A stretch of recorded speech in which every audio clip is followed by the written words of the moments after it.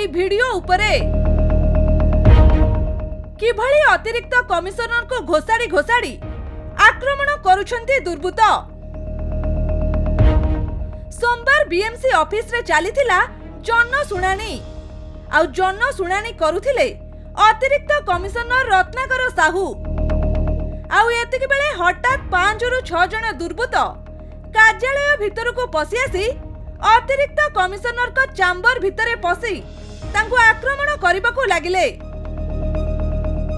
जन सुनानी चलीथिबा बेले दुर्बृत्तक ଏହି आक्रमण को नै साधारण रे प्रश्नवाची सृष्टि होईची।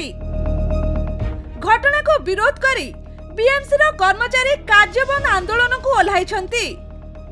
सेपटे ही घटनार कई घंटा मध्यरे action नैछि police.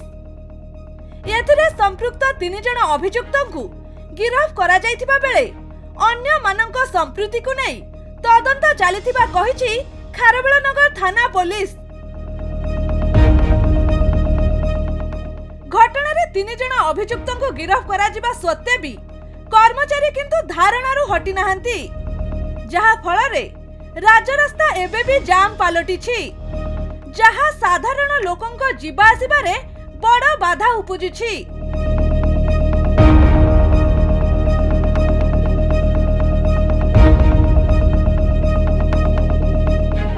Bhubaneswar Loknath Panigrahi report, खबर ओडिशा।